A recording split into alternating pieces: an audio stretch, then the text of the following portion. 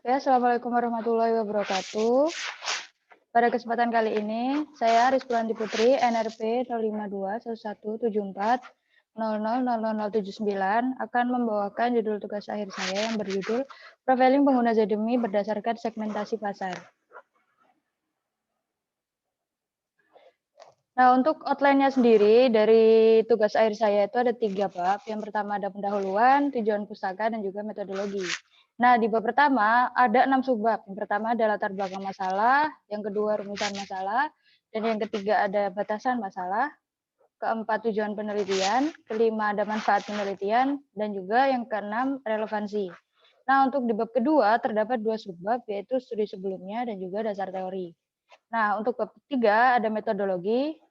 Subbab pertama ada tahapan pelaksanaan tugas akhir, dan yang subbab kedua ada jadwal kegiatan. Kita akan masuk di bab yang pertama, yaitu pendahuluan. Nah, latar belakang kenapa harus ada penelitian ini, yaitu pada saat ini, di era pandemi seperti sekarang, e-learning sudah menjadi sesuatu yang dibutuhkan dan harus diterima oleh masyarakat.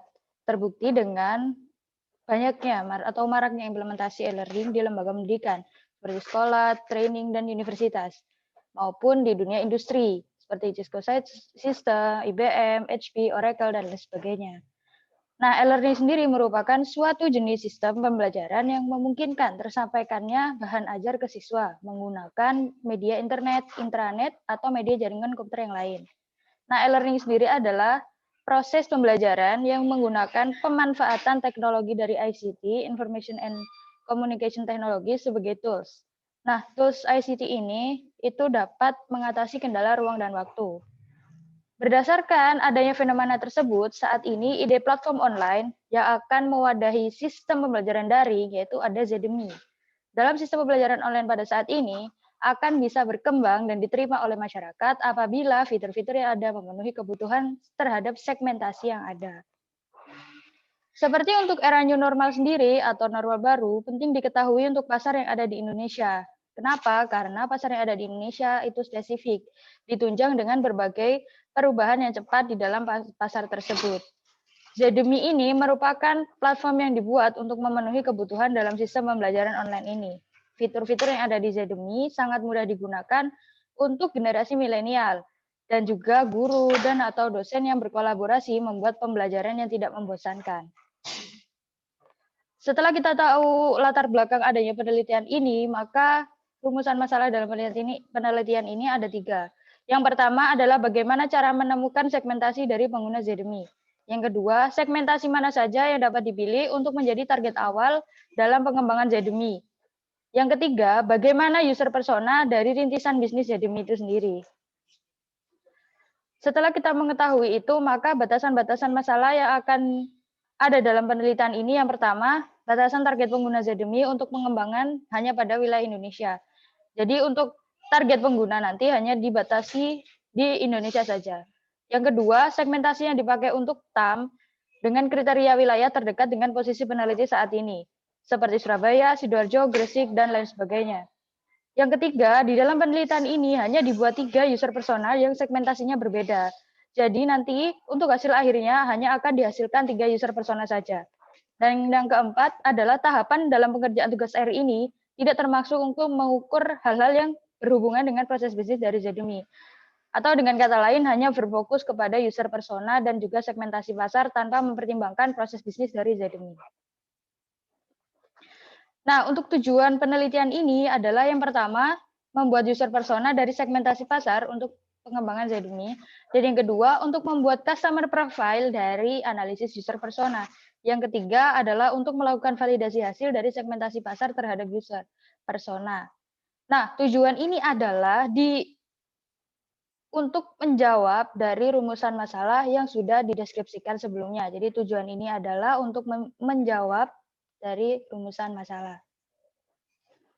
Nah, selanjutnya ada manfaat. Manfaat tugas akhir ini dibagi menjadi 2. Yang pertama untuk peneliti, dan yang kedua startup terkait atau Zedemi. Bagi peneliti, manfaatnya adalah mampu melakukan analisis dan validasi terhadap segmentasi pengguna platform Zedemi mengenai kebutuhan dari user persona, dengan tujuan untuk memenuhi kebutuhan dari Zedemi. Untuk startup terkait, Zedemi mendapatkan hasil mengenai pemetaan user dalam memenuhi kebutuhannya saat menggunakan Zedemi ini, serta mendapatkan hasil dari segmentasi pasar yang dilakukan oleh peneliti. Relevansi selanjutnya, yaitu tugas akhir ini relevan dengan Laboratorium Manajemen Sistem Informasi atau disingkat MSI, dan relevan terhadap mata kuliah rintisan bisnis digital. Selain itu, studi kasus yang diangkat dalam tugas akhir ini relevan dengan keadaan pandemi seperti sekarang, yang banyak menggunakan platform online, khususnya dalam proses pendidikan dan pengajaran. Selanjutnya kita akan masuk ke bab yang kedua, yaitu tinjauan pustaka. Nah, untuk yang pertama ini ada subbab, yaitu studi sebelumnya. Nah, untuk studi sebelumnya yang pertama, paper yang pertama berjudul Segmentasi Pasar Berdasarkan Demografi dalam Memilih Sepeda Motor Matic di Wilayah Depok pada tahun 2017. Nah, deskripsinya adalah dua metode yang digunakan dalam paper ini, yaitu teknik pengumpulan datanya ialah dengan menyebarkan kuesioner kepada responden yang menggunakan motor matic di wilayah Depok. Nah, di wilayah Depok ini terbagi dari 3 wilayah, yaitu Sawangan, Pancoran Mas, dan Limo. Untuk jumlah responden yang digunakan adalah 100 orang. Dan analisis yang kedua adalah analisis statistik deskriptif dengan metode yang digunakan adalah metode C-kuadrat yang digunakan menganalisis data hasil dan data sampelnya. Nah, kenapa penelitian ini mengacu pada paper yang ini? Karena dalam metode yang digunakan dan juga dalam pemetaan demografi akan dilakukan peneliti untuk membuat user persona. Nah, untuk mensegmentasi pasar maka diperlukan demografi. Nah, untuk paper yang kedua, judulnya Survey Based Persona for a Target Group Specific Consideration of Elderly End User of Information and Communication System in the German Healthcare Sector pada tahun 2019.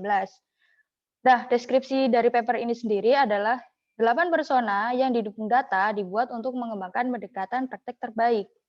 Persona digunakan dalam penelitian dan pengembangan untuk mengatasi masalah yang diuraikan dalam pengantar. Nah, versi pendek dan panjang dari profil tersedia untuk menawarkan variasi sebanyak mungkin terhadap pengguna. Konten akan diadaptasi di masa depan berdasarkan wawasan yang diperoleh dari studi kuesioner yang akan diulangi setiap tahunnya. Hasilnya, user persona akan terus direvisi dan jika perlu diperpanjang, sehingga mereka tetap up to date dan juga tetap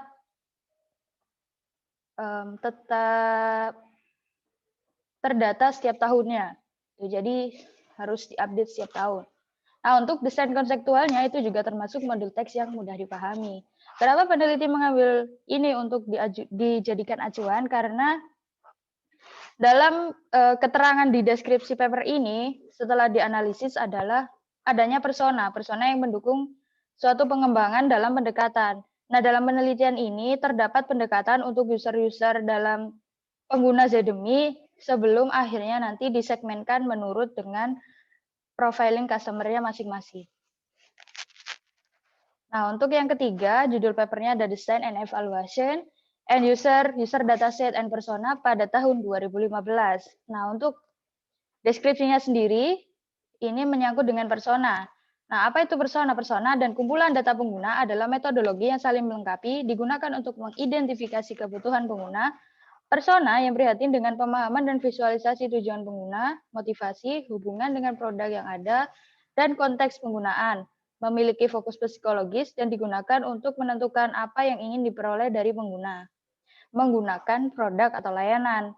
Mereka juga digunakan sebagai alat komunikasi untuk memastikan bahwa semua yang ada dan terkait dengan tim desain memiliki pemahaman yang sama tentang kebutuhan pelanggan untuk produk atau layanan. Kumpulan data tersebut dibangun berdasarkan membantu untuk menentukan bagaimana persyaratan tersebut dapat dipenuhi. Studi sebelumnya dalam judul paper ini diambil peneliti karena untuk mengacu tentang persona sendiri. Jadi persona itu apa, tentang persona itu bagaimana cara kerjanya, maka peneliti merujuk pada paper Design and Evaluation ini. Nah, selanjutnya subbab yang kedua yaitu dasar teori. Pada penelitian sekarang terdapat beberapa dasar teori yang akan digunakan untuk penelitian ini ke depannya. Yang pertama ada TAM, Total Addressable Market. Yang kedua ada SAM, Serviceable Available Market. Yang ketiga ada SOM, Serviceable Obtained Market. Ada segmentasi pasar, ada user persona, ada pangsa pasar, profil customer, dan juga ada ZMI. Nah, yang pertama ini ada TAM, Total Addressable Market. Nah, Total Addressable Market ini apa? Yaitu menunjukkan seluruh peluang pendapatan yang ada dalam pasar untuk suatu produk atau layanan. Nah, ada beberapa metode untuk menentukan TAM ini sendiri, yaitu ada yang pertama pendekatan top-down, ada pendekatan bottom-up, teori nilai, dan juga mengacu pada penelitian eksternal. Nah, di sini akan dijelaskan 3 metode yang digunakan untuk perhitungan TAM. Nah, yang pertama ada pendekatan top-down, yaitu terdiri dari menggunakan faktor-faktor dalam ekonomi makro untuk membentuk suatu subkumpulan pelanggan yang disatukan oleh karakteristik menggunakan produk atau layanan. Nah, untuk penyedia data, ini ada OECD, PBB, Bank Dunia, dan juga CIA World Factbook adalah sumber daya yang berguna untuk menentukan hal-hal yang berkaitan dengan pendekatan top-down. Nah, yang kedua ada analisis bottom-up. Analisis bottom-up sendiri itu berkisar pada penentukan ukuran pasar lokal, kemudian diekstrak ke atas ke populasi yang lebih luas. Ini dianggap lebih akurat karena data yang dikumpulkan adalah data-data yang utama, tapi pengaruhnya berkurang pada geografi dan budaya yang berbeda. Nah, untuk yang ketiga ini ada teori nilai. Teori nilai sendiri itu berguna untuk konsep produk atau layanan yang benar-benar baru akan terwujud ketika pengguna menjadi opsi trade-off positif versus incumbent. Jadi, untuk memperkirakan nilai tambah ini sendiri, diberikan penawaran baru dan menggunakannya untuk mengasumsikan peluang pendapatan teoretis. Menurut riset seperti Gartner atau IDC, menerbitkan laporan yang seringkali mengendalikan TAM sektoral, data telah disusun harus secara profesional, kredibel, dan cepat ditemukan. Namun menggunakannya dapat membahayakan kemampuan Anda untuk memahami pasar. Nah, jadi teori nilai ini adalah teori yang jarang digunakan karena dia terlalu beresiko untuk dilakukan. Nah, pada penelitian kali ini akan menggunakan pendekatan top-down atau pendekatan yang pertama. Next, yaitu ada SAM atau Serviceable Available Market, yaitu tentang sumber daya keuangan yang tidak terbatas. Menangkap 100% TAM hampir tidak mungkin untuk sebuah bisnis. Nah, SAM sendiri mengukir TAM menjadi subpasar dengan melayani berbagai jenis pengguna. Hal ini ditentukan, tapi tidak terbatas pada perbedaan harga, kualitas, dan juga fungsionalitas. Selain itu, ada batasan persaingan dan keuangan. Nah, faktor-faktor lain untuk menurunkan TAM menjadi SAM adalah pertimbangan geografis, budaya, peraturan, dan kanibalisasi produk. Next ada Serviceable Obtained Market. Menunjukkan seberapa banyak SAM dapat ditangkap secara realistis. Kombinasi dari kekuatan kompetitif pasar dan juga sumber daya perusahaan itu sendiri. Menentukan seberapa besar pangsa pasar yang dapat dicapai. Untuk SOM sendiri adalah menggunakan kerangka kerja seperti Porter's Five Force dapat membantu menentukan dinamika persaingan pasar dan memberikan panduan tentang peluang SOM. Selanjutnya ada segmentasi pasar. Segmentasi pasar itu juga ditafsirkan oleh beberapa ahli. Ini beberapa di antaranya menurut Gary Armstrong, segmentasi pasar adalah kegiatan membagi pasar yang luas menjadi terpetak-petak sesuai kebutuhan dan karakteristik konsumen. Tujuannya ialah supaya perusahaan bisa melahirkan produk yang memang dibutuhkan oleh mereka. Sedangkan menurut Pitt and Farrell, segmentasi pasar adalah sebuah sistem yang digunakan untuk membagi pasar menjadi beberapa pelanggan, potensial dan tertarget, terutama untuk konsumen yang memiliki karakteristik dan kebutuhan yang sama. Dari dua ahli ini dapat disimpulkan bahwa segmentasi pasar adalah pembagian pasar yang luas menjadi suatu kebutuhan yang kecil-kecil, yaitu untuk mensegmen pelanggan tersebut. Selanjutnya ada user persona. User persona ini adalah perwakilan orang-orang nyata, hidup dan bernafas yang akan terlibat dengan sebuah produk. Jadi user persona ini bukan orang sebenarnya, jadi hanya perwakilan dari beberapa individu yang ditampilkan dalam persona secara teknis yang bersifat hipotesis. Informasi pada dokumen tidak boleh bersifat hipotesis. Semua bagian harus dilengkapi berdasarkan fakta, data, dan juga penelitian. Selanjutnya, pangsa pasar atau biasa disebut market share dapat diartikan sebagai bagian pasar yang dikuasai oleh suatu perusahaan. Persentase penjualan suatu perusahaan terhadap total produk penjualan para pesaing terbesarnya pada waktu dan tempat tertentu, menurut William J.S. tahun 1984. Jika suatu perusahaan dengan produk tertentu mempunyai pangsa pasar 35%, maka dapat diartikan bahwa jika penjualan total produk-produk sejenis dalam periode tertentu adalah sebesar 100 unit, 1000 unit, maka perusahaan tersebut melalui produknya akan memperoleh penjualan sebesar 350 unit. Besarnya pangsa pasar setiap saat akan berubah sesuai dengan perubahan secara konsumen atau berpindahnya minat konsumen dari suatu produk ke produk yang lain. Pangsa pasar ini juga berlaku untuk bukan hanya untuk produk, tapi juga untuk pelayanan atau layanan yang sejenisnya. Jadi tidak melulu tentang produk, suatu produk.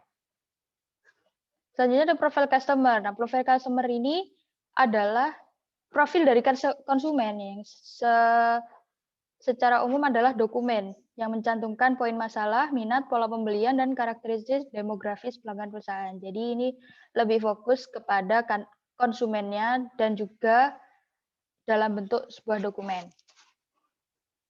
Selanjutnya yang terakhir ada ZMI.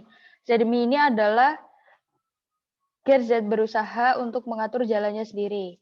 Mereka tidak seperti generasi pendahulunya yang meminta guru berdiri di depan kelas. GZ lebih suka jika ZMI berjalan di samping bersamanya untuk membuat sebuah keputusan yang terbaik. ZMI sendiri adalah komunitas terpercaya dan saling berkolaborasi di akademi terbaik generasi saat ini. ZMI ini sendiri adalah studi kasus yang diangkat dalam penelitian saat ini di dalam tugas akhir saya. Selanjutnya, bab ketiga yaitu metodologi. Nah, untuk metodologinya sendiri, ini merupakan tahapannya. Jadi, yang pertama akan dimulai dengan melakukan studi literatur. Jadi, studi literatur ini membutuhkan segmentasi pasar, metodologi TAM sendiri, dan juga ada pangsa pasar yang akan dicari dalam studi literatur ini.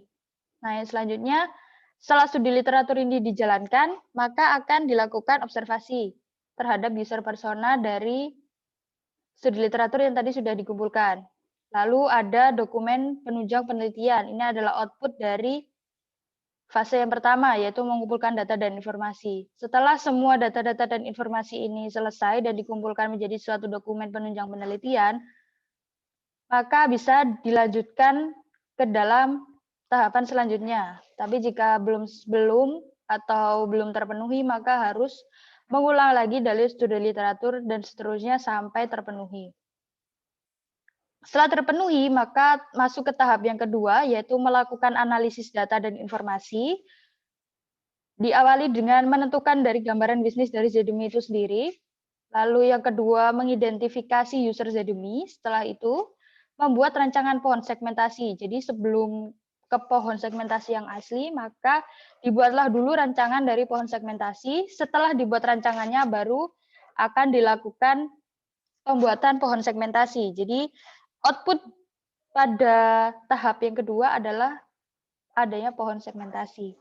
Setelah pohon segmentasi ini sesuai dengan apa yang diharapkan dalam penelitian sekarang, maka bisa dilanjutkan ke tahapan yang selanjutnya, yaitu melakukan segmentasi terkait dengan analisis. Yang pertama akan dihitung TAM-nya. Jadi fase yang pertama pada tahap yang ketiga adalah menghitung TAM. Menghitung TAM membutuhkan pohon segmentasi yang sudah dilakukan pada tahapan sebelumnya. Setelah TAM itu dihitung, maka bisa ditentukan prioritas customer. Jadi customer prioritas ini bisa ditentukan dari TAM tersebut. Jadi setelah hitung TAM, baru akan ditentukan customer prioritas dari perhitungan TAM tersebut. Setelah itu akan dibuat profil dari 5 customer prioritas. Jadi setelah ditentukan yang mana customer prioritas, maka akan dipilih 5 untuk diprofilkan. Output untuk tahapan yang ketiga yaitu profil customer, yang tentunya berjumlah 5 profil customer dari yang sebelumnya. Nah, apabila dirasa hasil tersebut menguntungkan atau memenuhi kriteria, maka bisa dilanjutkan ke tahapan yang selanjutnya, yaitu tahapan membuat user persona. Nah, tahapan yang pertama yaitu membuat 3 user persona dari profil customer tersebut. 3 user persona ini nanti akan dilakukan validasi terhadap user persona tersebut. Validasi terhadap data, terhadap informasi, dan data juga yang data-data sebenarnya. Setelah selesai, maka akan dilakukan pendeskripsian user persona atau pembuatan user persona yang sesungguhnya. Setelah itu selesai. Nah, untuk penjelasannya yaitu yang pertama, melakukan studi literatur dan observasi. Dengan melakukan studi literatur, peneliti akan mencari data tambahan guna mendukung penelitian ini. Data-data yang dicari terdapat dalam bab 2 dasar teori. Jadi sebelum dideskripsikan, sebelum dibuat, maka terlebih dahulu akan dilakukan pencarian data-data yang terkait dengan penelitian saat ini.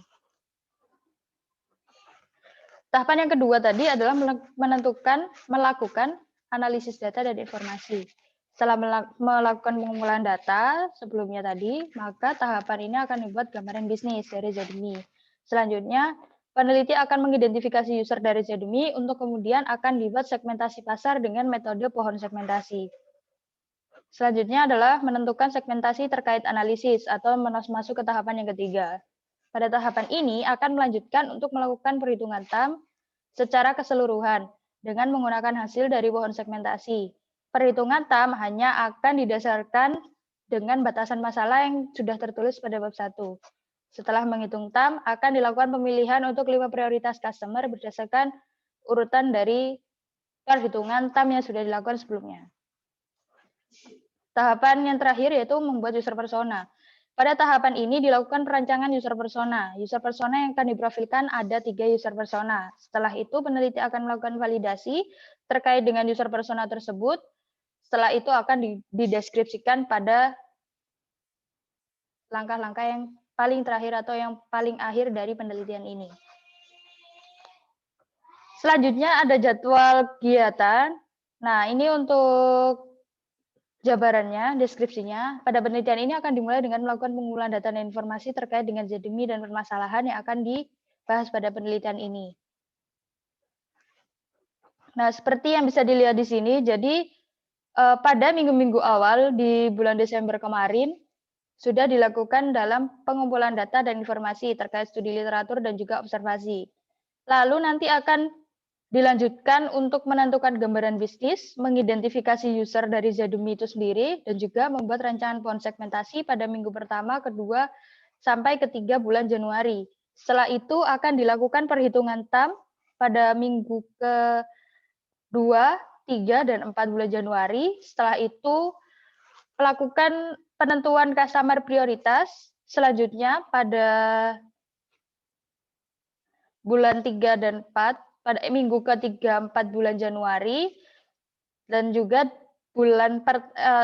minggu pertama pada bulan Februari. Nah, untuk pembuatan user persona itu akan dimulai pada bulan Februari selama 4 minggu, lalu dilanjutkan dengan validasi, dan terakhir mendeskripsikan user persona pada minggu ke-3 dan 4 bulan Maret. Sekian presentasi proposal dari saya, kurang lebihnya mohon maaf. Apabila ada pertanyaan, dipersilakan. Saya akhiri. Terima kasih. Wassalamualaikum warahmatullahi wabarakatuh.